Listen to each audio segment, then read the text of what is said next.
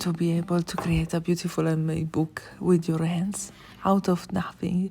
Imagine to have been tasked in choosing the right colors and the right materials to match. Imagine to be able to transform discarded items into treasure with ease. And you want to be a part of this world. I know the feeling. I've been there. So grab a cup of tea and let me explain why my story is your story. Because if today you are here, it's not a coincidence. To me, making journals is something connected with my passion for journaling. In fact, when I was a little child in the 80s, I used to journal in a diary. It was a way to take track of what happened during the day, but for me was mostly a way to clarify what was going on in my mind.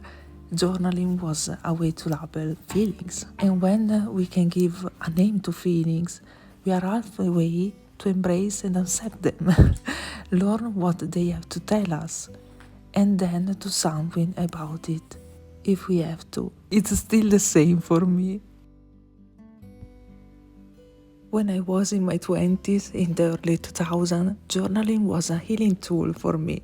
It became the theme of my thesis in psychology. At the time, I didn't know that this thing would become so important later in my life. I was 33 in 2012 and my mom felt ill with cancer. So I advised her to keep a journal to express everything she had in mind because I knew she would have comfort on the pages. And then she asked me to buy a vintage style journal for her, but I found nothing. So she used an ugly regular notebook as a healing journal, and she wrote about to give herself permission to be helped in every way possible, about living day by day, minute by minute. And it was difficult for me to be a powerless witness until she passed away. Year passed and then was 2017, and every time I saw that notebook, I remembered that I had not been able to please my mother. Every time I looked at that notebook, it was 2012 again, and I was powerless again. And then one day I found 2 videos on YouTube about a strange type of journal, a junk journal. It was not a pompous book, difficult to create, but it looks easy and fun, perfectly imperfect. Then I thought, why do not transform the old notebook into something beautiful? So I did some tests. I created my first journal and it was awful to think about now. I created a second one and that was awful too. But the sense of fulfillment that I felt in doing those journals, I hadn't felt that sensation in a long time. And then finally I made a copy of my mom's diary and I altered it. That was my first junk journal with a story to tell. That journal was not much better either. Look at it now. But it was full of meaning, and doing it was like completing a jigsaw puzzle.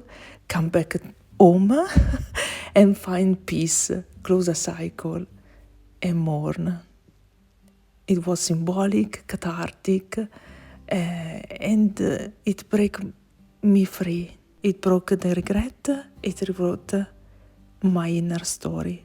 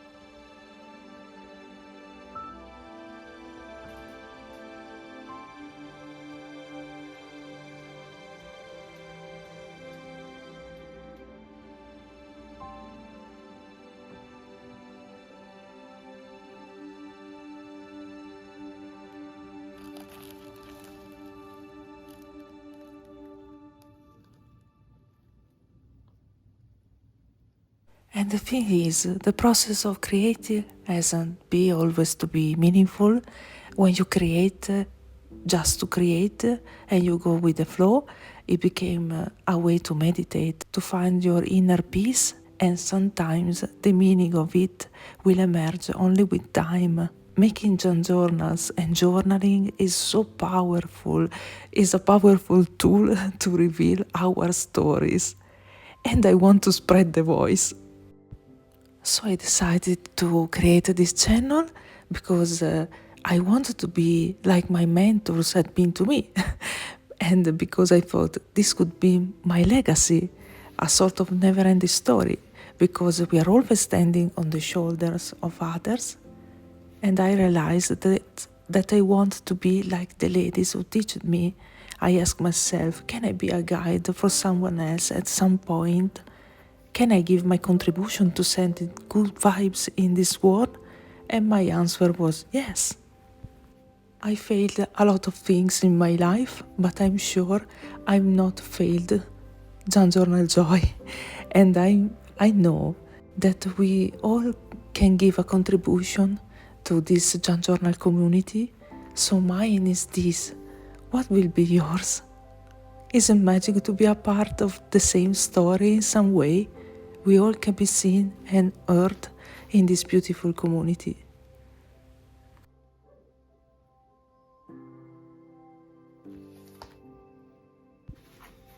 I am for sure better than I was of the beginning of my journey, and the reality is that the journey of learning doesn't have a final point. And most important, I learned that when you're creating junk journals, we could be happy with our result and have fun from day one. That's the magic. You don't have to follow rules, you don't have to be perfect, and you can search your unique style in the meanwhile. The point is not to be the best, the point is to be unique.